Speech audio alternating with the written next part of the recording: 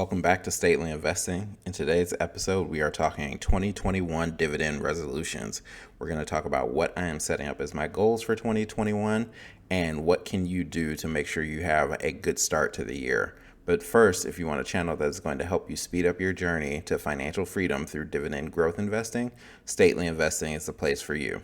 So hit that like button, hit that subscribe button, and turn on notifications, and let's get started. All right, everybody, welcome back to Stately Investing, and we are talking 2021 dividend resolutions. So I wanted to make this episode for you guys and gals out there to make sure that you guys have some goals set for 2021. I was in the process of figuring out what I wanted to do for 2021 and how I could really take not only my channel, but also my investing to the next level and really make sure that I am not only staying on track with my dividend growth strategy, which we've been following along here on YouTube for almost a year now, and really just make sure that I'm setting myself up for success and hopefully setting all of you up for success as well, and hopefully helping you on your dividend growth journey. So we're going to talk some resolutions and what I think I can do to make my channel better and my investing better. So why don't we jump into the first resolution, and it is to get monetized on YouTube. So we're doing these in reverse order from, kind of least important to most important, but I think all three of these are my top three goals for 2021 and resolutions that I'm setting up at the end of the year here in 2020.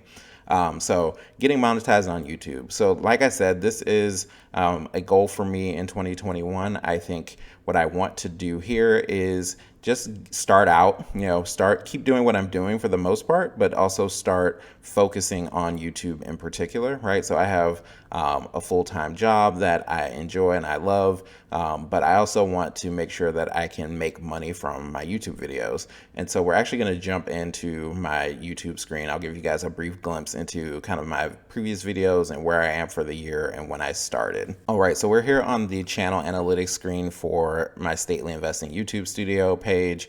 And you can see kind of, I set it to lifetime here. So from January 6th through December 27th, really I didn't start posting videos until mid-February, it looks like, but you can see kind of the views, the watch times, the subscribers, and how that's changed over time, and also what some of my top videos were. So you can see that, we started off small and then we started to kind of hit our stride here in May, and starting to get more viewers per day, and kind of bounced up and down, right? It wasn't always consistent. You can see that really in November, we had a big spike, kind of daily average, and there were some popular videos there.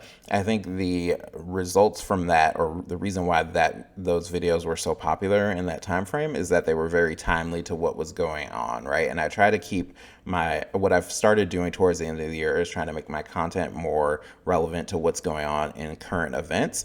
So you can see that my top video was Can Pfizer Make a Comeback? I did my usual thing, right? So I didn't change my strategy or my content dramatically. It was focused on company analysis and their dividend analysis. So you guys should check out that video. I'll put a link up top. But really what made that so popular and relevant was that at the time Pfizer was releasing their COVID-19 vaccine, or it had just been approved, or it was going to get approved. So I think, that made it particularly relevant. You can see that it got a lot of views, but the duration on it was pretty small, right? And the percentage here is below average. So I think what was happening is that it's showing this video to a lot of people, right? And it was relevant to a lot of people and they were clicking it, but they weren't necessarily interested in dividend strategy, or the content didn't necessarily make sense to them.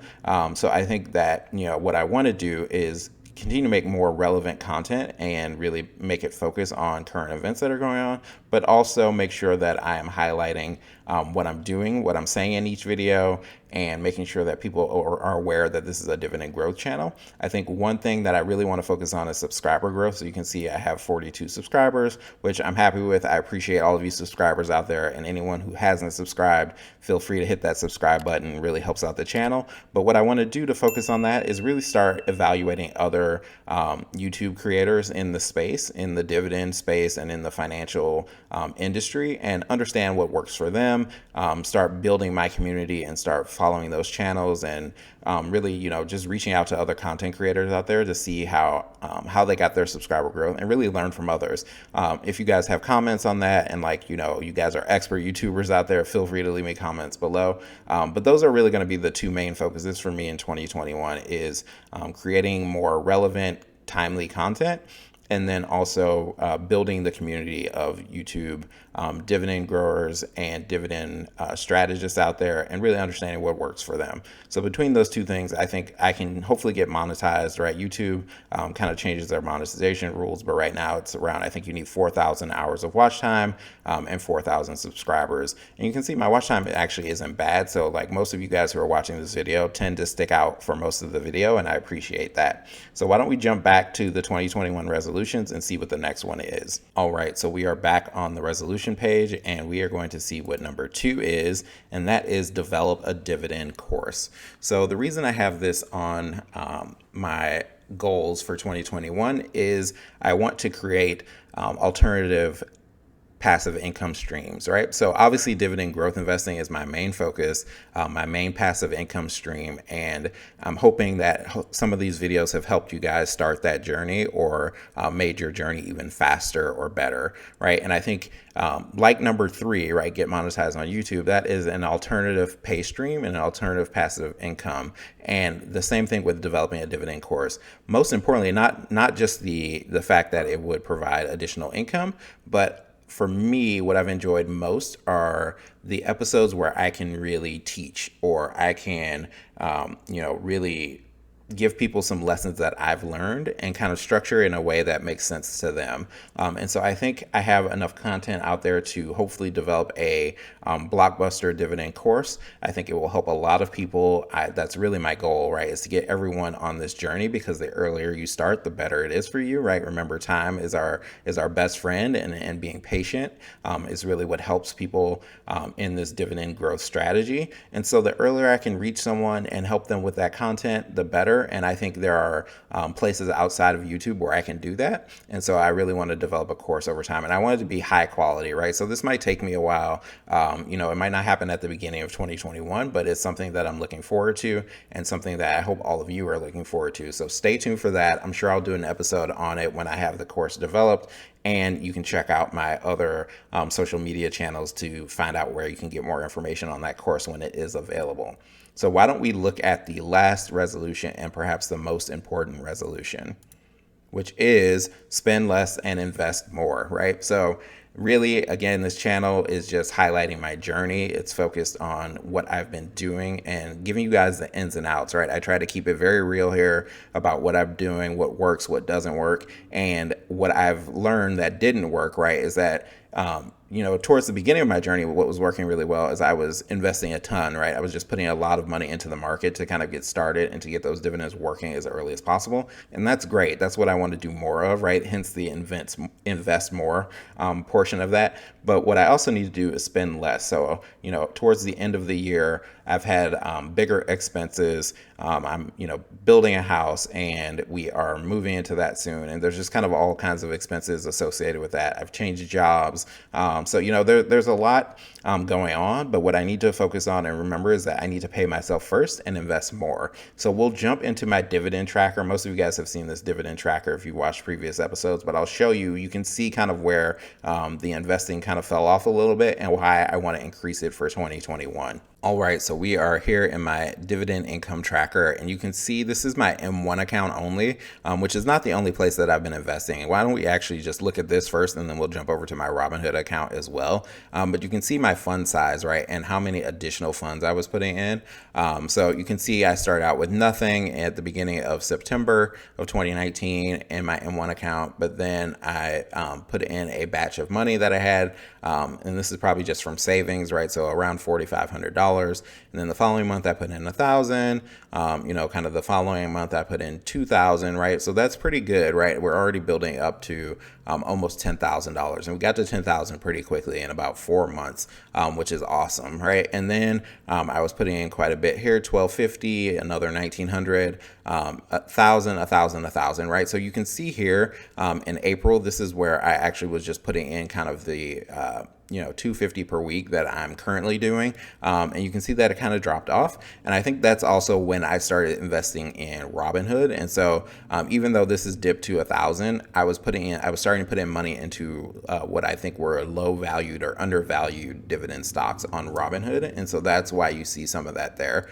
You can see, however, in July, I received a bonus. And so I put a lot of that money into my M1 account. And what I like to do when I receive like large chunks of money is invest it into my M1 account rather than put it into Robinhood where I'm picking and choosing. Unless something is super undervalued, I don't like making those risky bets, right? My strategy is not about growth investing or picking undervalued stocks and hoping they explode over time. I think there's some of that to my strategy, but my main strategy is on solid, stable dividend income companies. And so my M1 account is really built for that. And that's why I chose to put that large amount in here at the end of July or sometime in July. You can see I continued to make investments throughout August and September. Particularly as the market was not doing so hot, I thought it was a smart time to invest more and more and more. And then we kind of returned to our normal kind of $1,000 per month strategy. So you can see that, again, this has been great, right? Like we're up to 40 some thousand in less than a year. And so I really have poured a lot of money into this account. If we sum up like all of the funds that I added up, you can see that the sum way down here in this corner is 36,000, right? So had quite a bit of that in just market gain and dividend growth and dividend reinvesting in particular. But 36,000 is nothing to sneeze at, right? So 36,000 in just my M1 account. And then we'll hop over to my Robinhood account to see the activity there as well. But overall, I want to make sure I'm maintaining that, right? So like a yearly pace of 36,000, that's about $3,000 per month. And for me, that's what I'm comfortable with. And hopefully I will be able to maintain that and sustain that throughout 2021. So I want to get back to that level of investing. So why don't we jump over to Robinhood really quickly and then we'll wrap up the video. All right, so we are in my Robinhood account here, and you guys can see that in March, this is at the beginning of when I started investing, and I've just been putting in like chunks of money, right? And whenever I have the opportunity to put in like what I consider smallish chunks of money, right, like $700 here, $500 here, I'm able to deposit that directly into Robinhood. That's great. You can see that I was doing that all throughout March and April, right? And that paid off because that was kind of the bottom of the market, or relative bottom of the market, right, when the COVID crisis started and the pandemic started. And so I saw that as an opportunity and was putting all of that money in here. So you can see, just kind of chunks here and there. Wherever I had some money, I put it in.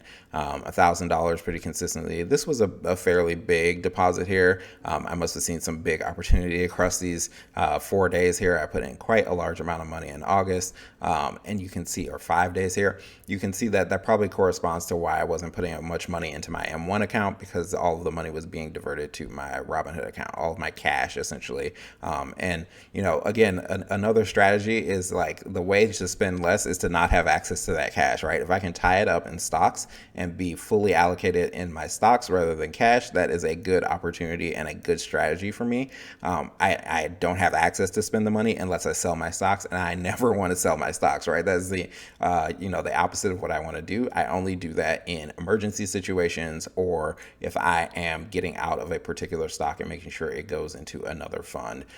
So I think, my strategy will be probably more heavily in M1 this year as the stock market kind of stabilizes a bit. But if there are good opportunities that I see, I'm not afraid to spend the cash on that, right? And I think there are particular stocks that I am still interested in. If we jump back to my account, you can see my portfolio value is right around 24,000. Again, all of that's in stock, very little in cash. And if we jump to my home screen here, you can see, let's go to the yearly view. You can see that this is paid off, right? I'm up almost 26%. And a lot of that has been on the back of Store. Again, my favorite stock. You guys can check check out a video. I'll put the link up top on why Store Capital is my favorite stock. It's a great video, so check that out. You'll learn more about REITs in that video. But overall, I'm happy with my Robinhood strategy. I'm happy to let this account sit, but I think there are a few stocks that I am still interested in at their current price levels. Again, I just need access to that cash. So hopefully in 2021, I'll be moving early in the year and I will be able to not have so many expenses and I can get back to putting in more money into the market, whether that's in Robinhood or M1. So why don't we jump back to my resolutions list and close out the video. All right, so we are back at the resolution list and you guys have seen all three of or my top three goals for 2021. So remember, I want to get monetized on YouTube. You guys can help out a lot with that. Tell your friends about the channel. If you're starting this investing journey like a lot of us are, or even have been on it for a while and just get something out of the videos, I'd appreciate you telling at least one friend and getting that message out there, and feeling free to hit the like, subscribe, and comment. Just give me comments down below on what kind of content you guys want to see in 2021, what you think I can do to grow the channel. I appreciate all of your advice and all of your comments. I read each and every one of them. And then secondly, I want to develop a dividend course, right? So this is a kind of alternative mode of passive income, but also helping people and really helping them on their journey in a condensed format. So they might not have the time or want to watch a bunch of YouTube videos that are on a bunch of scattered topics and would rather sit and kind of go through one dividend course. And I'm thinking about making that a video course, but stay tuned. So that will happen at some time in 2021. And then lastly, but most importantly, I want to spend less and invest more, right? I want to keep my forward momentum and keep my progress going by sticking to my dividend growth investment strategy and reinvestment strategy. And the way to do that is to put capital into my investments and not into my expenses. So hopefully you guys have set some of your goals for 2021. Let me know what they are down in the comments below. And I appreciate all of you. This has been a fantastic year. I never thought I would be doing YouTube videos on my dividend journey, but I appreciate all the love and support out there. I hope you guys have a great start to your 2021, and I will see you all again next week.